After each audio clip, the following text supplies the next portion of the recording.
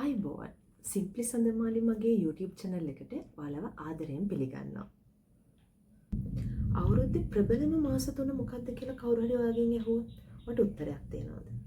මට නම් හිතෙනවා අවුරුද්දක ප්‍රබලම මාස තුන තමයි අවුරුද්දේ අවසාන මාස තුන කියලා. ඒ කියන්නේ ඔක්තෝබර්, නොවැම්බර්, දෙසැම්බර් කියන මාස තුන ඉතා ප්‍රබලයි කියලා තමයි මට නම් හිතෙන්නේ. මොකද කියලා කියනවා නම් අපි අවුරුද්දේ අන්තිම මාස තුනේ මේ අවුරුද්ද වෙච්ච දේවල් අපි අමතක කරන්න හදනවා, ඊළඟ අවුරුද්දට අපි ફોකස් කරන්න හදනවා, ඊළඟ අවුරුද්දට අපි ලෑස්ති වෙන්න හදනවා. ඔන්න ඔය හැමදේම කරන්නේ අපි අවසාන මාස තුනේ.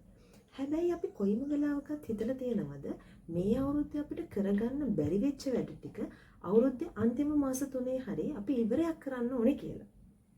2025 අවුරුද්ද පටන් ගත්තේ ඔයා විෂන් බෝඩ් එකක් හැදුවද?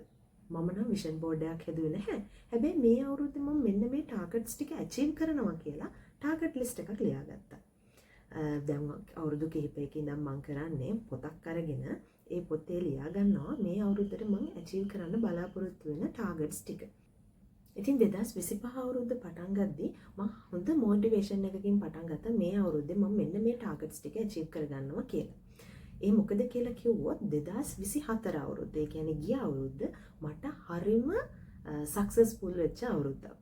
හොඳින් සාර්ථක වෙච්ච අවුරුද්දක්. මං හිතපු ගොඩක් දේවල් මට ඒ අවුරුද්ද ඇතුළත අචීව් කරගන්න පුළුවන් වුණා. ඉතින් ඒ සතුටත් එක්ක මම 2025 අවුරුද්දේ පටන් ගත්තේ හොඳ මොටිවේෂන් එකකින්. නමුත් මේ වෙද්දී 2025 අවුරුද්දේ මාස 9ක් ගෙවිලා ඉවරයි. මේ වෙනකොට මගේ මේ අවුරුද්දේ ටාගට් ලිස්ට් එකෙන් කිහිපයක් හැර අනික් ඔක්කොම ටික තාමත් මට අචීව් කරගන්න බැරි වෙලා තියෙනවා. ඒ මොකද කිව්වොත් 2025 අවුරුද්ද කියන්නේ මට හරිම චැලෙන්ජින් වෙච්ච අවුරුද්දක්. මම නොසිතපු කරදර බාධක ගොඩකට මට මේ අවුරුද්දේ මුණ දෙන්න සිද්ධ වුණා. මට මගේ මේ ටාගට් ලිස්ට් එක අචීව් කරගන්න බැරි වෙච්ච එක ගැන මම ටිකක් කනස්සල්ලෙන් ගිය දවස් ටිකේ පසු වෙද්දී මට හිතුණා ඇයි මම මේ ගැන කලකිරලා ඉන්නේ? මම මේක අචීව් කරගන්න මොනවා හරි උත්සාහයක් ගන්න ඕනේ නේද කියලා. එහෙම හිත ඉන්නකොට මට හිතුණා අවුරුද්දේ ප්‍රබලම මාස තුන කියලා හිතෙන්නේ මෙන්න මේ අවසන් මාස තුන. මොකද අපි ඒකෙදි තමයි ඊළඟ අවුරුද්ද ප්ලෑන් කරන්නේ හරියට කියලා. මම කල්පනා කරා මේ මාස තුනේ මම ඊළඟ අවුරුද්ද ප්ලෑන් කරනවට වඩා හොඳම දේ තමයි මේ අවුරුද්දේ මට කරගන්න බැරි වෙච්ච ටික හරියට ඉවර කරගන්න ප්ලෑන් කරන එක කියලා. ඉතින් මම කලින් කිව්වා වගේ 2024 අවුරුද්දට මම යූස් කරපු බුක් එක තමයි මේක.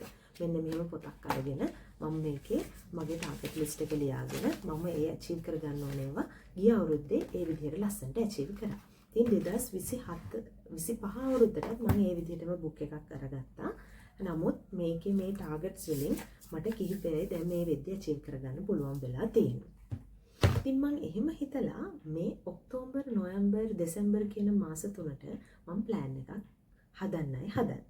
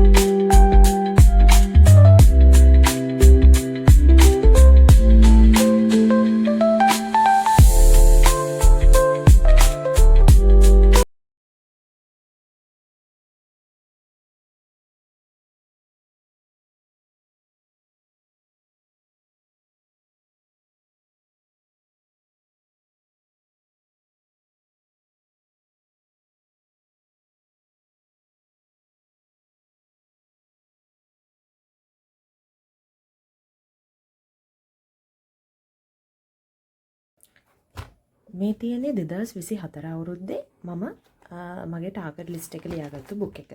මේ විදිහට තමයි මම 2024 අවුරුද්ද පටන් ගත්තේ. මෙන්න මේ ටිකෙන් ගොඩක් ඒවා මට අචීව් කරගන්න පුළුවන්. ඉතින් මේකේ ඔයාලට පේනවා ඇති මෙතන මගේ හොබීස් වල මම එකක් දාලා තියෙනවා ස්ට්‍රැටජි YouTube channel කියලා. ඒක ගිය අවුරුද්දෙත් මට අචීව් කරගන්න බැරි වෙච්ච ටාගට් එකක්. ඉතින් මේකෙදි මේ බලන්න මේ 2025 අවුරුද්දේ මගේ ටාගට් ලිස්ට් එක. මම ඒක ටාගට්ස් කොටස් දෙකකට බෙදලා තිනවා. මේන් ටාගට් සහ අදර් ටාගට්ස් කියලා. ඉතින් මේ මේන් ටාගට්ස් තුනේ මගේ එකක් තමයි YouTube channel එක පටන් ගන්නවා කියන එක. ඉතින් ඊට පස්සේ තමයි මම මේක last 3 month plans වලට ආවේ. ඒ last 3 month plan වලිනුත් මගේ ප්‍රධාන plan එක වෙන්නේ education සම්බන්ධව තියෙන මගේ ටාගට් ටික. ඊට පස්සේ තමයි මම personal plan වල තියෙන්නේ vacation එකක් යන්න මම හිතන් ඉන්නවා. ඒ කියන්නේ දවස් දෙකක් විතර. ඊට පස්සේ ආ YouTube channel එක business එකක් තව පටන් ගන්න හිතන් ඉන්නවා. මේ විදිහට.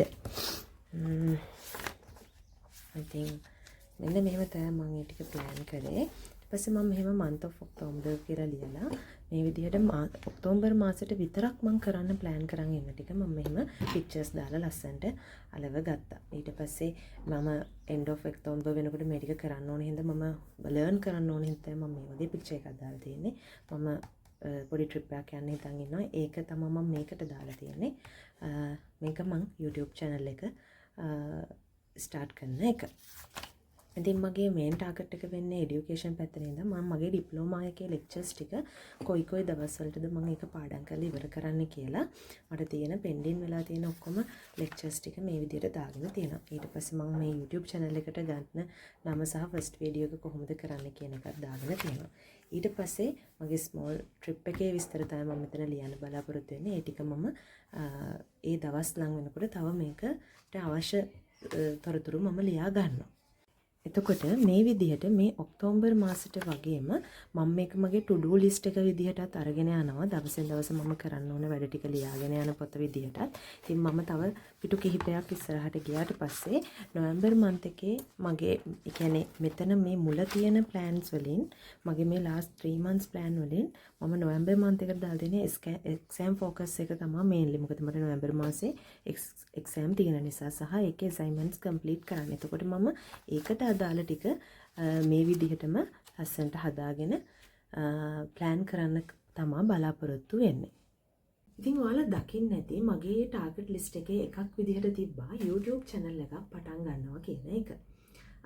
මේ YouTube channel එක පටන් ගන්න එක මගේ 2019 20 විතර ඉඳන් මගේ ටාගට් ලිස්ට් එකේ හැමදාම තිබ්බ ටාගට් එකක්. හැබැයි ඒක හැමදාම මට අචීව් කරගන්න බැරි වෙච්ච ටාගට් එකක්. ඉතින් මම කල්පනා කරා කොහොමද මම මේක පටන් ගන්නෙ මේ අවුරුද්දේ කියලා. ඉතින් මම හිතුවා මම මේ අවසාන මාස 3 plan කරන තැන ඉඳන්ම මම මේ YouTube channel එක පටන් ගන්න ඕනේ කියලා. ඉතින් මේ දකින්නේ ඔයගොල්ලෝ මේ වීඩියෝ එකෙන් මේ අවුරුද්දේ මගේ සාර්ථක වෙච්ච එක් ටාගට් එකක්. ඉතින් මම බලාපොරොත්තු වෙනවා ඉදිරියටත් අපේ ජීවිතයේ යම්කිසි දේවල් අපි කොහොමද plan කරන්නේ, කොහොමද අපි දේවල් කරා ළඟා වෙන්නේ කියලා මම කරන දේවල් ඔයාලත් එක්ක share කරගන්න. ඉතින් මගේ Simply සඳමාලි YouTube channel එකත් එක්ක එකතු වුණා. ඔයාලා හැමෝටම ගොඩක්ම ස්තුතියි. දිගටම මාත් එක්ක රැඳිලා ඉන්න කියලා ආදරෙන් ඉල්ලලා සිටිනවා. තවත් ලස්සන වීඩියෝ එකකින් ඉක්මනින්ම හමු වෙමු.